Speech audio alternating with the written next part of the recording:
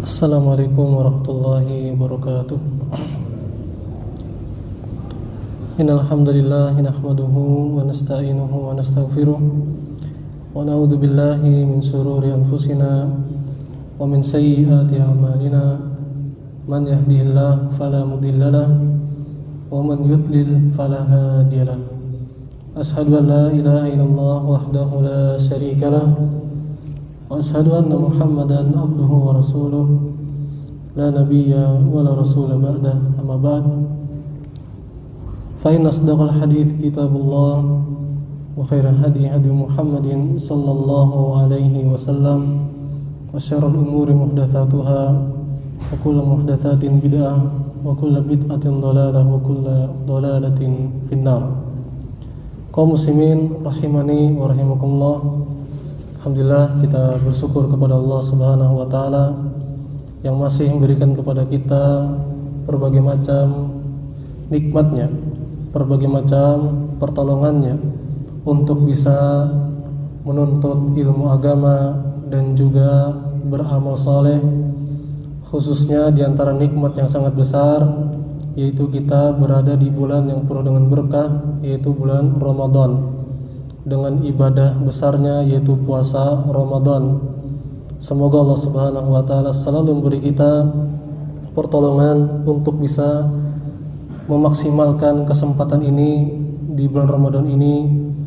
Kita beramal saleh, khususnya kita beberapa jam lagi istilahnya, atau 1 atau 2 hari lagi kita memasuki 10 hari terakhir, yang dimana kalau kita lihat Nabi kita Muhammad SAW itu istilahnya mengencangkan sarungnya untuk lebih semangat lagi beramal soleh, khususnya menghidupkan malam-malamnya.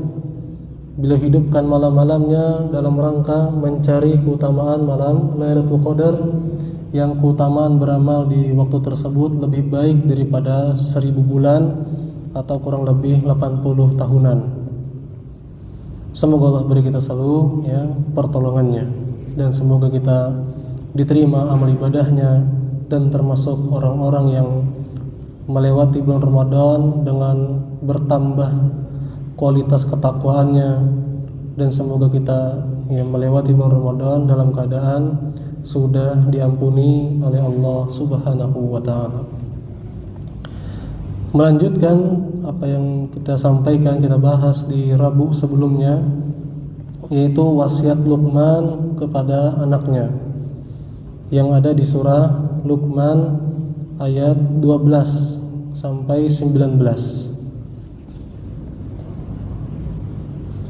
Allah Subhanahu wa taala berfirman, "Wa laqad atayna Luqmanal hikmah an yashkur lillah wa may yashkur fa innama yashkuru li nafsihi wa man kafara fa innallaha ghaniyyun hamid."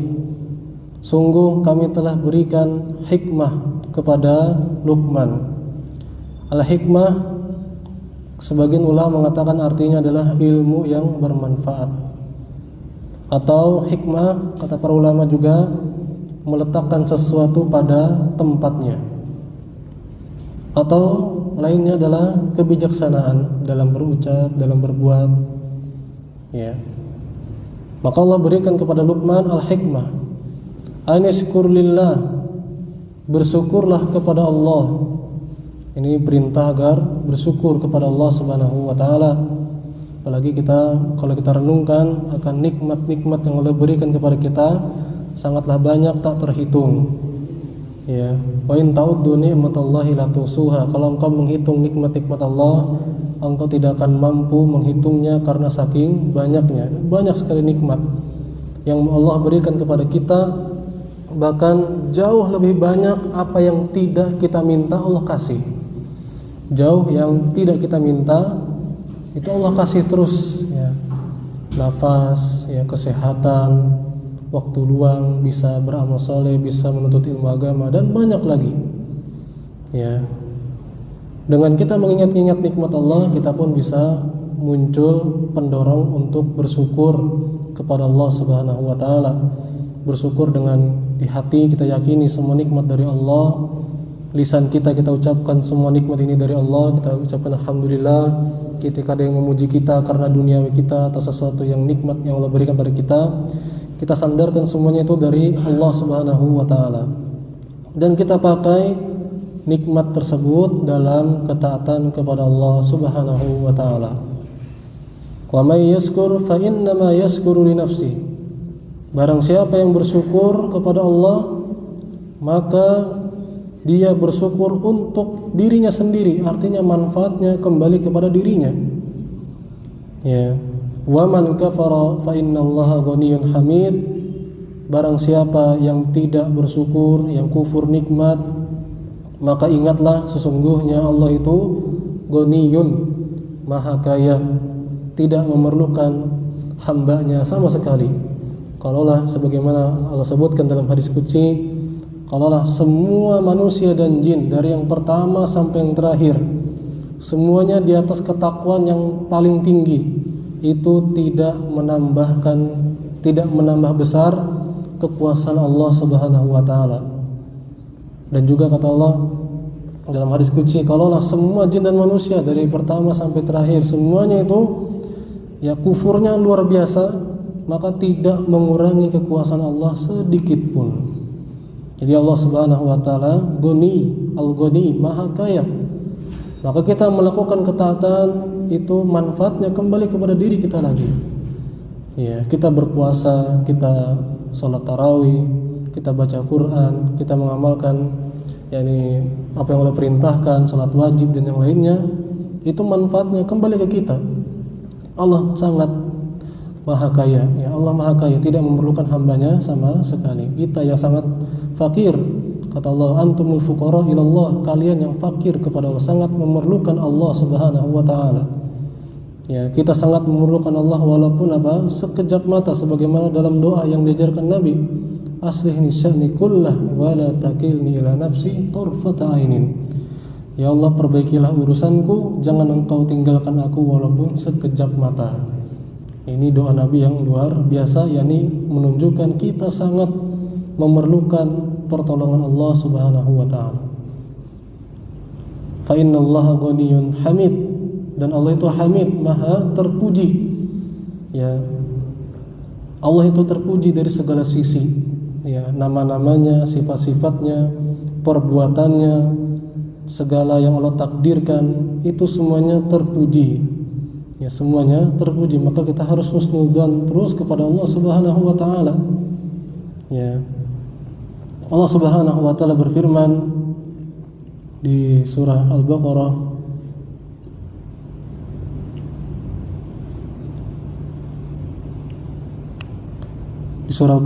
ayat 216, wa asa an takrahu syai'an wa huwa khairul lakum wa asa an tuhibbu syai'an wa huwa syarrul lakum wallahu ya'lamu wa antum la ta'lamun. Ya, bisa jadi engkau membenci sesuatu, entah itu musibah atau sesuatu yang kita inginkan tidak tercapai, gagal gitu ya. Wa huwa khairul lakum, padahal itu baik bagi kalian. Dengan adanya musibah misalnya, kita jadi ingat lagi sama Allah. Mungkin selama ini kita diberi nikmat, kita terlena dengan dunia ini, lupa sama Allah. Allah kasih musibah sedikit agar apa? Kita kembali kepada Allah. Ya, syukur gitu ya. Daripada apa? Dibiarin terus di atas kemaksiatan, naudzubillah, sampai meninggal belum sempat taubat. Ini mengerikan. Ya, dan juga dengan musibah Allah hapus, ya Allah gugurkan dosa-dosa dan juga jadi pahala, ya. Dan banyak lagi hikmah dari musibah, ya. Atau sesuatu yang kita cita-citakan tidak tercapai, pasti baik, pasti Allah menginginkan kebaikan untuk kita, dan itu maka malah lebih baik, ya. Pilihan Allah yang lebih baik daripada pilihan kita, kan seperti itu, ya. Kita tidak meragukan lagi apa yang Allah pilih untuk diri kita, tentu itu lebih baik. Ya, bisa jadi kalau kita sampai terhadap apa yang kita inginkan membuat kita lupa dari Allah Subhanahu wa taala. Ya. Wa asa an tuhibbu syai'an wa huwa syarrul lakum. Bisa jadi engkau mencintai sesuatu padahal itu buruk bagimu. wallahu ya'lamu wa antum la ta'lamun. Allah lebih tahu sedangkan kalian tidak tahu. Kita tidak tahu hikmah di balik takdir Allah Subhanahu wa taala. Ini diantara penjelasan tentang Allah itu Al-Hamid, Maha terpuji. Kemudian ayat 13, wa idh qala Luqmanu li ibnihi wa huwa ya'idhuhu ya bunayya la tusyrik billah inna syirka la zulmun azim. Dan ingatlah ketika Luqman berkata kepada anaknya, wa huwa ya'idhuhu, dalam rangka menasihatinya, ya bunayya, wahai anakku. Ya bunayya dalam bahasa Arab ini panggilan yang sangat lembut, maka kita bisa terapkan ketika kita ingin menyampaikan sesuatu kepada yang lain, kepada anak, kepada istri, kepada saudara, atau kepada yang lainnya, dengan panggilan yang enak didengar, sebagaimana di sini Luqman memanggil anaknya ya bunayya. Ini bahasa yang enak didengar secara bahasa Arab. Ya bunayya, wahai anakku, la tusyrik billah, janganlah engkau menyekutukan Allah Subhanahu wa taala. Inna syirka la zulmun azim, sesungguhnya kesyirikan, perbuatan menyekutukan Allah Subhanahu wa taala, menduakan Allah Subhanahu wa taala dalam hal ibadah, la zulmun azim, itu adalah kezaliman yang sangat besar. Di antara faedah dari ayat ini yang disampaikan oleh Profesor Dr. Syekh Abdul Razak Al-Badr hafizahullah, salah seorang pengajar di Masjid Nabawi sampai saat ini, beliau menyebutkan di antara metode yang bagus dalam menyampaikan suatu ilmu agama, yaitu dibarengi dengan dalil-dalil motivasi dan ancaman. Sebagaimana di sini Luqman ketika melarang anaknya dari berbuat syirik, Luqman pun menyebutkan bahayanya, bahwasanya kesyirikan di antara bahayanya dia adalah kezaliman yang terbesar. Di antara faedah juga yang disampaikan oleh Syekh, yaitu tadi husnul tawaddud, yakni membuat orang yang akan kita sampaikan itu nyaman sama kita. Maka bisa basa-basi dulu gitu ya, dikasih kata pengantar atau semacamnya, sampai dia siap mendengarkan apa yang akan kita sampaikan. Itu lebih mudah diterima apa yang akan kita sampaikan. Kata saya di sini, janganlah seseorang misalnya kepada anaknya, ketika anaknya berbuat kemungkaran atau yang lainnya selain anaknya berbuat kemungkaran, kemudian ketika dia ingin melarangnya, langsung dia dengan kata-kata yang kasar, dia panggil dengan mengabsen nama-nama hewan. Jangan. Ini malah menutup hatinya, tidak mau dia dengar. Belum disampaikan apa yang kita ingin sampaikan, malah dia pergi duluan. Dia sudah tutup duluan hatinya. Karena casingnya aja seperti itu, pembukaannya sudah seperti itu, menyakitkan hatinya. Kalau kita lihat Nabi SAW, beliau pun melakukan hal demikian. Misalnya kepada Mu'ad bin Jabal radhiyallahu anhu, Nabi pegang tangannya. Ini bikin menarik perhatian kan, seperti itu, dipegang tangannya atau yang lainnya dipegang pundaknya. Kemudian apa kata Nabi? Ya Mu'ad, inni la uhibbuk, wahai Mu'ad, sungguh aku mencintaimu. Kata-kata yang sangat indah sekali, yang menyenangkan hatinya. Apalagi yang ngomong itu adalah Rasulullah, ngomong kepada Mu'ad, wahai Mu'ad, aku sangat mencintaimu. Bagaimana kalau kita di posisi Mu'ad? Luar biasa bahagianya. Kemudian Mu'ad berkata, bi abi anta wa ummi ya Rasulullah wa ana uhibbuk, aku pun juga wahai Rasulullah sangat mencintaimu. Kemudian kata Nabi, aku wasiatkan kepadamu Mu'ad, baru disampaikan, la tada'anna fi dubri kulli salatin an taqul Allahumma inni ala dzikrika wa syukrika wa husni ibadatik. Wahai Mu'ad, jangan pernah engkau tinggalkan di akhir salatmu sebelum salam ucapan doa, ya Allah, Allahumma inni ala dzikrika wa syukrika wa husni ibadatik. Ya Allah, tolonglah aku untuk selalu mengingatmu, untuk selalu bersyukur kepadamu, dan untuk selalu bagus dalam beribadah kepadamu ya Allah. Ya, intinya sekali lagi, ketika kita ingin menyampaikan sesuatu, kita bikin orang yang jadi target itu, jadi lawan bicara kita itu nyaman dengan kita. Kemudian faedah selanjutnya, memperhatikan prioritas ilmu atau pembahasan dalam menyampaikan ilmu agama. Ini bagi bapak dan orang tua kepada anaknya, atau dalam sisi lain kepada para dai, ya disebutkan oleh saya di sini. Hendaklah dia memulai pengajarannya dengan yang paling penting dahulu, ya. Hatta fi tarbiyatil abna wa tansiatil ajyal. Apalagi dalam mendidik anak, mendidik generasi. Nabda'u awwalan bi gharsil i'tiqadis sahih wal imanin nafi'. Maka yang paling pertama yang harus diperhatikan dalam pendidikan, dalam pengajaran adalah menanamkan keyakinan yang benar, ya, tentang iman yang ada di hati. Ya, sebagaimana Nabi kita Muhammad SAW dalam berdakwah, dari awal diutus menjadi Rasul, dakwahnya tentang tauhid, ya.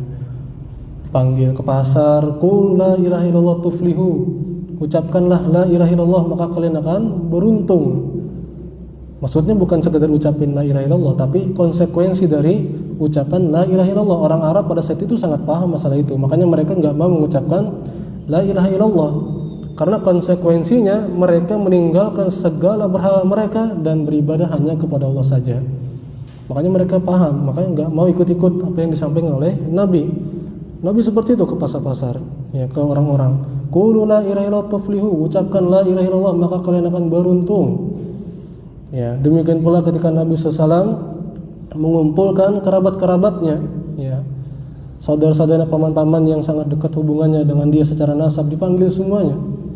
Kemudian diingatkan oleh Nabi SAW ketika awal-awal dakwah, ya, kalau kalau secara bahasa kita, bubuhan pian pernahlah mendapati ulun mengeramput, pernahlah bubuhan pian mendapati ulun berdusta. Kata mereka enggak pernah, ya. Maka kata Nabi, ketika Nabi mendakwahkan tauhid, langsung Abu Lahab yang pertama kali mengingkarinya. Alihada jama'tana ya Muhammad, buat inikah engkau mengumpulkan kami? Tabban laka, celaka engkau wahai Muhammad. Maka langsung turun surah Al-Lahab, ya, kecelakaan bagi Abu Lahab. Dan Abu Lahab masih hidup pada saat itu. Gimana perasaannya sebenarnya? Intinya Nabi SAW dari awal dakwah sudah dakwah tauhid sampai 10 tahun di awal dakwah di kota Mekah. Dakwahnya cuma tauhid, tentang keimanan, tentang ketergantungan hati, iman kepada Allah Subhanahu wa taala. 10 tahun dakwahnya cuma tauhid, belum ada syariat salat. Yang peristiwa Isra Mi'raj itu. Itu belum, ya. Jadi dakwahnya hanya tauhid saja 10 tahunan. Ya, ini menunjukkan pentingnya perkara yakni iman, ya, perkara iman. Demikian pula dalam mengajari anak, ya, walaupun itu anak, ya. Oleh karena itulah Nabi SAW juga berpesan kepada Mu'adz bin Jabal radhiyallahu anhu ketika beliau utus beliau untuk menjadi dai ke negeri Yaman.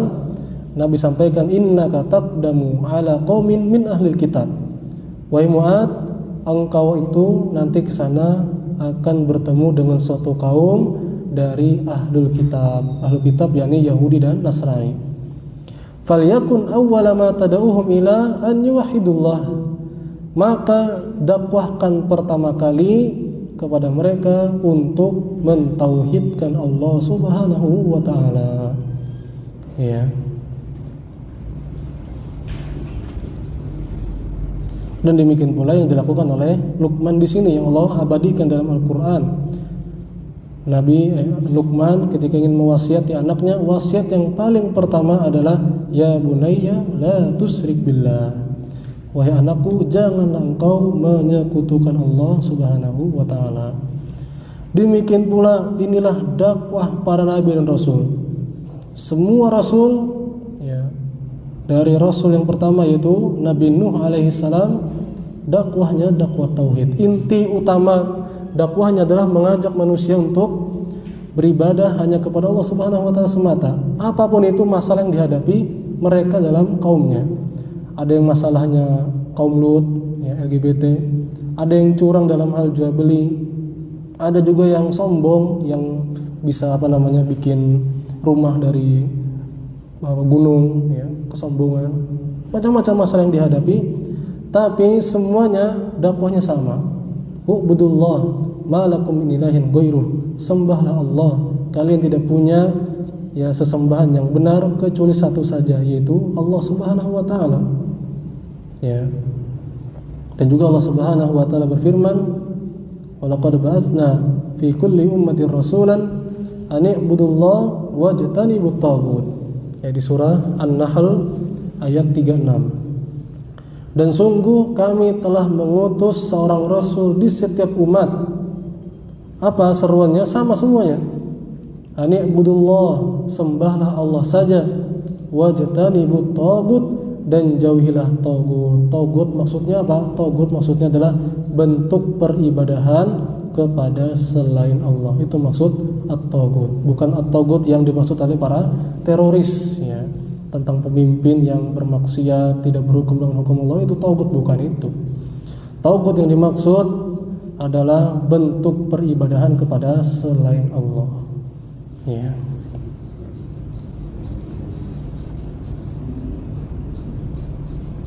Kemudian di antara faedah selanjutnya tentang kesyirikan adalah dosa yang paling besar, dosa yang paling berbahaya.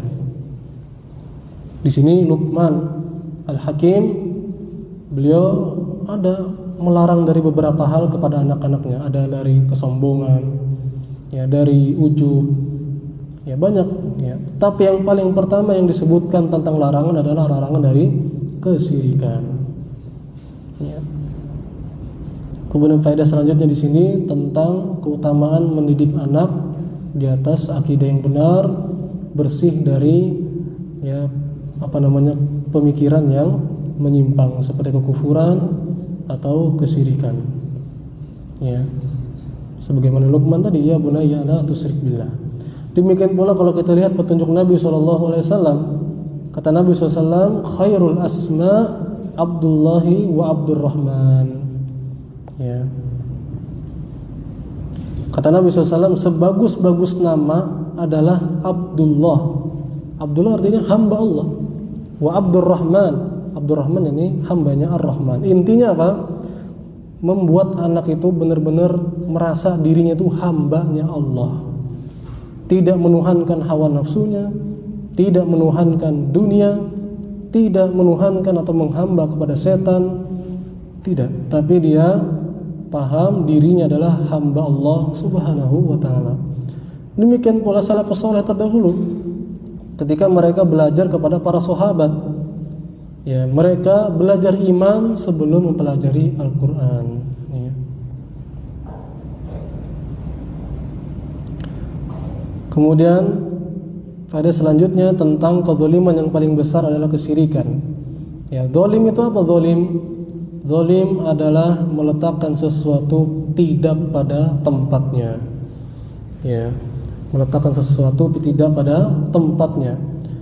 Dan meletakkan sesuatu yang tidak pada tempat yang paling parah adalah ibadah yang seharusnya dipersembahkan kepada Allah malah dipersembahkan kepada makhluk naqisin ajizin, makhluk yang sangat lemah, ya, yang penuh dengan kekurangan. La yamliku li nafsihi naf'an wala darra, tidak bisa mendatangkan untuk dirinya sendiri manfaat dan tidak pula dapat menolak bahaya. Wala hayatan wala nusyuran, tidak pula dapat menghidupkan, tidak pula dapat membangkitkan. Wa ayyu dzambin a'dzam min hadza, dosa apa di sana yang lebih besar daripada kesyirikan? Ya, yakhluqallahu al-insana thumma yattaji bil ibadati ghairi. Allah yang menciptakan dirinya, malah dia si manusia ini malah beribadahnya kepada selain Allah, minta pertolongan dari kesulitan hidupnya kepada selain Allah, minta disembuhkan malah kepada selain Allah. Ya. Allah beri dia rezeki, dia malah minta agar dilapangkan rezekinya kepada selain Allah. Ya, sebagaimana kafir Quraisy kan seperti itu. Mereka mintanya kepada berhala-berhala mereka. Ya. Tapi mereka ketika di waktu yang sangat sempit, yaitu seperti di tengah lautan, mereka khawatir, sangat khawatir dirinya akan tenggelam. Ya, disebutkan dalam Al-Quran di surah Al-Ankabut ayat 65, faida rakibu fil fulki da'awallaha mukhlishina lahuddin falamma najjahum ilal barri idahum yusyrikun. Ya. Orang-orang musyrikin jahiliyah, ya, mereka ketika rakibu fil fulki, menaiki kapal, kemudian gelombang luar biasa besarnya, mereka apa? Da'awallaha mukhlishina lahuddin. Mereka berdoa kepada Allah semata. Ya Allah, selamatkan kami. Istighosah istilahnya, meminta pertolongan di waktu sempit. Mereka yang mereka panggil hanya Allah saja. Murni, mukhlisin, murni. Lahuddin, ibadahnya hanya kepada Allah. Minta tolong sama Allah, ya Allah. Gitu. Mereka yakin berhala-berhala mereka di sekitar Ka'bah itu gak akan bisa menolong mereka. Mereka panggil hanya Allah saja. Selamat mereka. Akhirnya Allah selamatkan. Falamma najjahum ilal barri, ketika Allah selamatkan mereka ke daratan, idahum yusyrikun, mereka malah balik syirik lagi. Itu apa? Perbuatan musyrikin jahiliyah, ya, di masa Nabi sallallahu alaihi wasallam.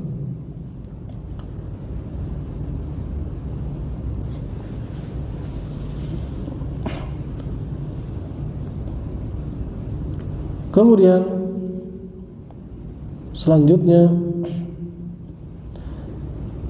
ayat yang selanjutnya, ya, ayat yang ke-14, surah Luqman ayat 14.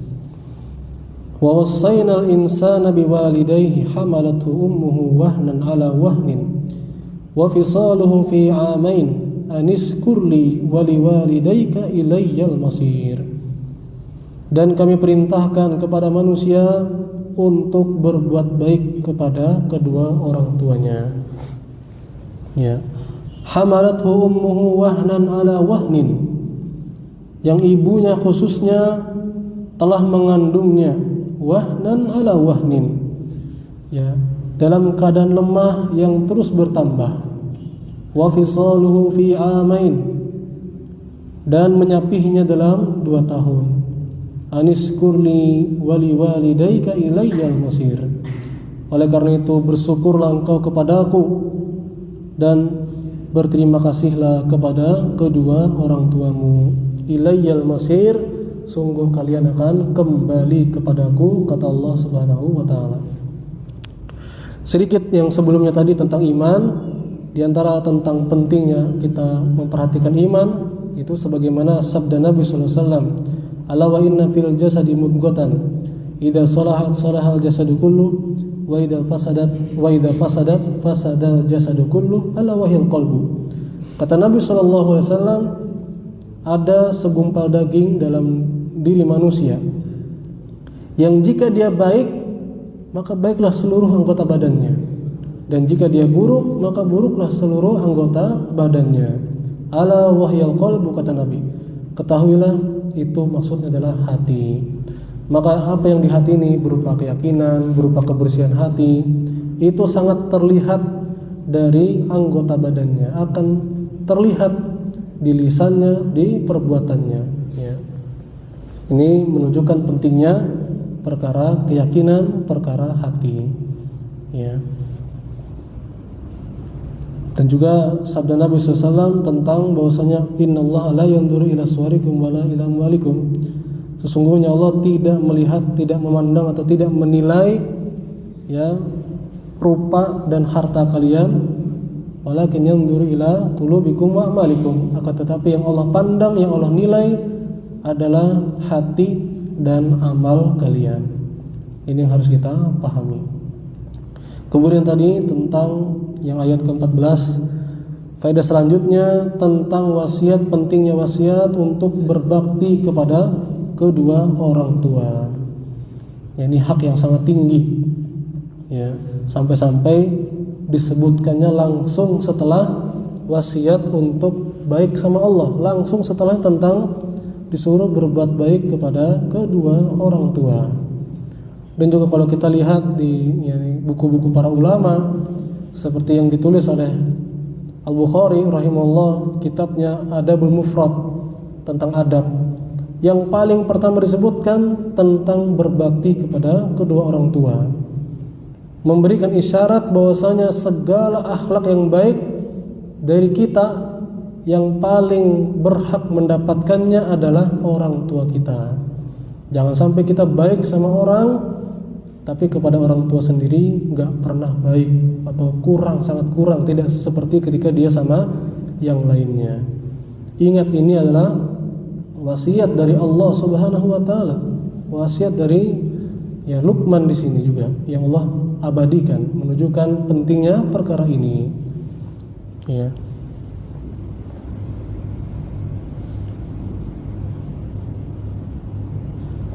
Dan juga Allah Subhanahu wa taala sebutkan dalam ayat yang lain perintah beribadah kepada Allah, langsung setelahnya tentang berbakti kepada kedua orang tua. Ya. Seperti di surah Al-Baqarah ayat 83, ya. Wa idh akhadna mitsaqa bani Israil la ta'buduna illallah wa bil walidaini ihsana. Ya, dan ingatlah ketika kami mengambil janji dari Bani Israel. Apa itu?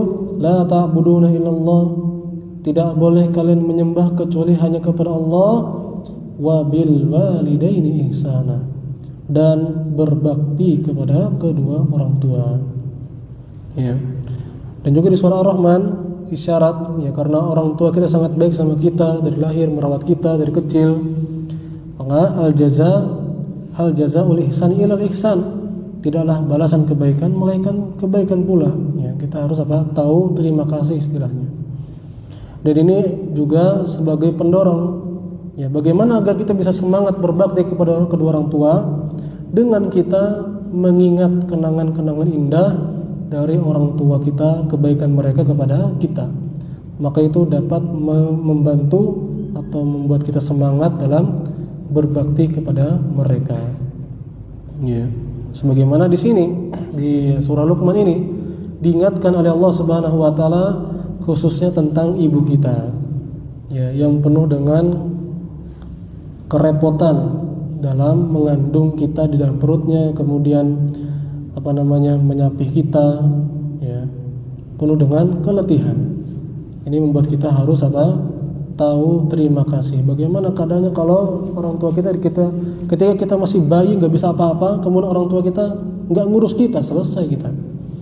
Ya, nangis dibiarin, nggak disusuin, lapar, biar aja situ, gitu kan. Mati kan seperti itu, ya, atau sakit. Tapi orang tua kita sangat sayang sama kita. Ya.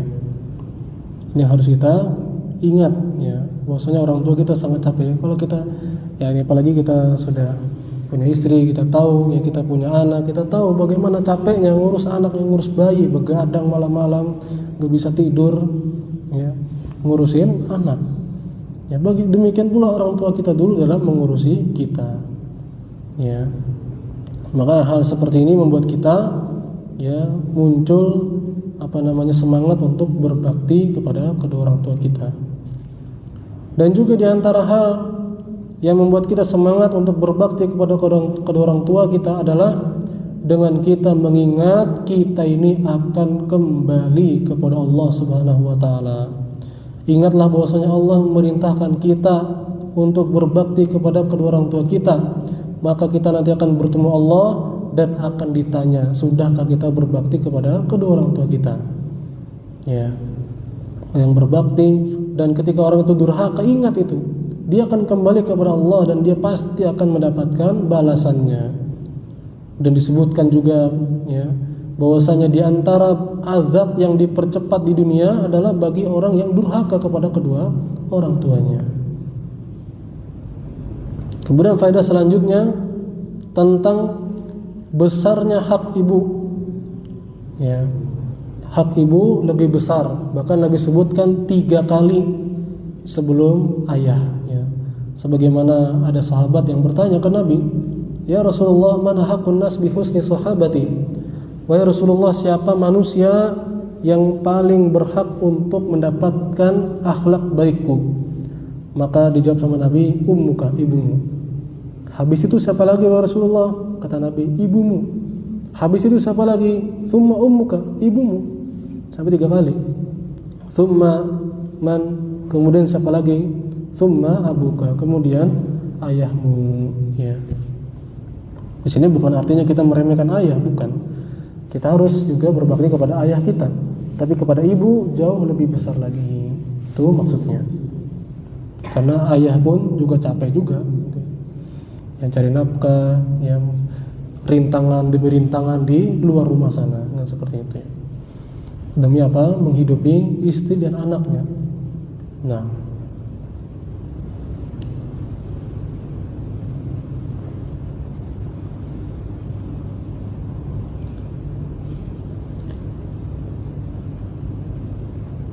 kemudian disebutkan di sini di antara faedah dari ayat ini, inna syukra lil walidain yakunu bil hubbi lahuma wa du'a wal birri wasilati wal ihsan.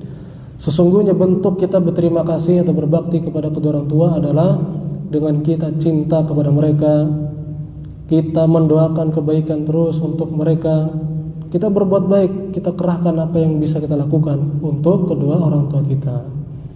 Ya. Dan di sini juga tentang bahaya dari durhaka. Dia termasuk dosa yang terbesar. Sebagaimana sabda Nabi SAW disebutkan dalam Sahih Bukhari dan Muslim. Ala unabbiukum bi akbar kabair.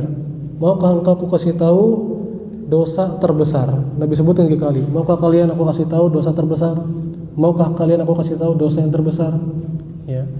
Kemudian kata Nabi, kata para sahabat, bala ya Rasulullah. Iya wahai Rasulullah. Apa kata Nabi SAW? Al-israku billah. Yang pertama adalah kesyirikan. Wa uququl walidain. Selanjutnya apa? Langsung disebutkan tentang durhaka kepada kedua orang tua. Waktu itu Nabi masih bersandar. Kemudian Nabi angkat badannya, tidak bersandar lagi, menunjukkan ada sesuatu yang sangat besar. Kemudian kata Nabi, ala wa qauluz zur, jangan berdusta. Dan Nabi terus gitu, jangan berdusta, jangan berdusta. Terus diulang-ulang sampai para sahabat bilang, laitahu sakat. Coba pengampih gitu. Sudah inggi paham aja kami gitu. Maksudnya Nabi berulang-ulang terus mengucapkan ala wa qauluz zur, jangan berdusta. Tapi di antara faedah dari hadis tadi, ya, tentang di antara dosa yang sangat besar adalah durhaka kepada kedua orang tua. Kemudian ayat terakhir yang kita sampaikan pada pertemuan kali ini, ayat 15. Wa in jahadaka 'ala an tusyrika bi ma laysa laka bihi ilm fala tuti'huma wa sahibuhuma fid dunya ma'rufa wattabi' sabila man anaba ilayya thumma ilayya marji'ukum fa unabbi'ukum bima kuntum ta'malun. Wa in jahadaka 'ala an tusyrika bi ma laysa laka bihi ilm, kalaulah seandainya kedua orang tuamu memaksamu, ya, untuk menyekutukanku, kata Allah, ma laysa laka bi ilmun, yang tidak ada ilmunya, enggak pernah Allah ngajarin untuk berbuat kesyirikan itu. Fala tuti'huma, maka jangan ditaati perintah itu, yaitu ketika diajak kepada kemaksiatan, khususnya apalagi kesyirikan, jangan dituruti dalam hal itunya saja. Wa sahibuhuma fid dunya ma'rufa, dan tetaplah engkau berbakti kepada kedua orang tuamu di dunia dalam hal duniawi, dalam hal yang selama bukan itu kemaksiatan, tetap berbuat baik padanya. Yang kita tidak boleh mentaatinya dalam hal kemaksiatan kepada Allah Subhanahu wa taala. Jadi di sini menekankan sekali lagi tentang pentingnya berbakti kepada orang tua. Walaupun mereka bukan muslim, tetap disuruh untuk berbakti kepada mereka. Jangan menjadi alasan, enggak muslim, enggak peduli, jangan. Enggak boleh seperti itu. Ya, wasahibuhuma fid dunya ma'rufa. Ya, tetaplah berhubungan baik kepada mereka ya di dunia, berkaitan dunia. Itu kepada yang bukan muslim, apalagi kalau kedua orang tua kita muslim, lebih utama lagi kita untuk berbakti kepada mereka ya. Kemudian tentang la ta'ata li makhluqin fi ma'siyatil khaliq, tidak ada ketaatan kepada makhluk dalam kemaksiatan kepada al-khaliq. Ya tadi nih, ketika kedua orang tuanya tadi, jika mereka memaksamu untuk berbuat kesyirikan, jangan dituruti dalam hal yang maksiatnya saja, yang lainnya tetap dituruti. Ya. Dan kita lihat di sini kata Syekh Abdul Razak hafizahullah, bagaimana orang-orang di luar sana yang bukan muslim, orang-orang yang menyimpang, orang-orang yang sesat, itu mereka berusaha, mereka pun berusaha untuk mengajak kepada pemikiran mereka. Ya, wa in jahadaka dalam ayat ini, kalaulah kedua orang tua tadi jahada, berjuang untuk engkau berbuat kesyirikan seperti mereka, berarti mereka perjuangan juga. Maka kita pun kalau ketika kita atas kebenaran, kita harus semangat, seharusnya kita pun harus semangat ya. Kemudian di sini faedah selanjutnya harus dipahami beda antara tidak mentaati dengan durhaka. Tidak taat bukan artinya durhaka. Jangan dicampur adukan. Ya, karena tidak mentaatinya dalam hal kemaksiatan, enggak boleh kita mentaati dalam hal kemaksiatan. Ya. Nah, kemudian tambahan sedikit lagi ya. Di antara dalil tentang ancaman durhaka kepada orang tua, bahwasanya orang yang durhaka kepada kedua orang tuanya itu termasuk orang yang tidak akan dilihat oleh Allah di hari kiamat nanti. Dalam hadis yang lain, la yadkhulul jannah, dia tidak akan masuk surga, artinya dia akan lama di neraka. Itu maksudnya. Ketika dia punya iman, dia akan masuk surga. Tapi ketika dia membawa oleh-oleh berupa dosa durhaka, kemudian Allah berkehendak untuk dia disiksa dulu di neraka, maka waktunya sangat lama. Waktunya akan sangat lama, meskipun nanti masuk surga juga. Ketika dia masih punya iman, tidak ada dosa syiriknya, tapi dia bawa dosa berupa durhaka, maka terancam masuk neraka dengan waktu yang sangat lama sekali. Naudzubillah min dzalik. Kemudian bagaimana ketika kedua orang tua telah meninggal, bagaimana bentuk berbaktinya? Maka dengan kita berdoa memintakan ampunan untuk mereka, sebagaimana disebutkan dalam sebuah hadis, ada orang tua itu yang heran, surganya tingkatannya lebih tinggi daripada sebelumnya, bingung dia karena tidak sesuai dengan apa yang telah dia lakukan dari amal solehnya. Maka dikatakan kepadanya, kamu ini, pian ini bisa sampai derajat ini karena istighfar anakmu untukmu ya. Doanya ya seperti yang kita paham, insyaallah rabbighfirli wa li walidayya warhamhum kama rabbayani shaghira. Itu diantara bentuk doanya. Dan juga diantara bentuk kita berbakti kepada orang tua yang telah meninggal adalah dengan kita beramal soleh. Kita beramal soleh, kita sholat 5 waktu, kita puasa Ramadan, kita baca Quran, kita sholat tarawih, kita menuntut ilmu agama. Kedua orang tua kita pun otomatis dapat juga bagian pahalanya, karena mereka yang mendidik kita, karena mereka yang mendidik kita ya. Kita ini hasil usaha dari orang tua kita, maka ketika kita beramal soleh, orang tua pun dapat pahalanya. Nah, ini yang kita bawakan dulu pada pertemuan kali ini. Kita akan lanjutkan nanti pada Rabu yang selanjutnya. Allah maksim lana min khasyatik ma yahulu bainana wa baina ma'asik, wa min ta'atika ma tuballighuna bihi jannatak, wa min al-yaqin ma tuhawwinu bihi alaina masa'ibad dunya.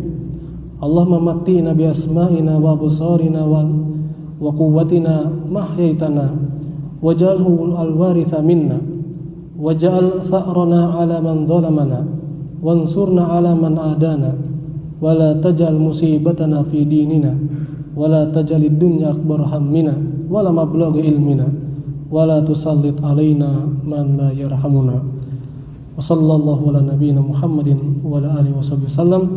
Subhanakallahumma wa bihamdika asyhadu an la ilaha illa anta astaghfiruka wa atubu ilaik. Wassalamualaikum warahmatullahi wabarakatuh.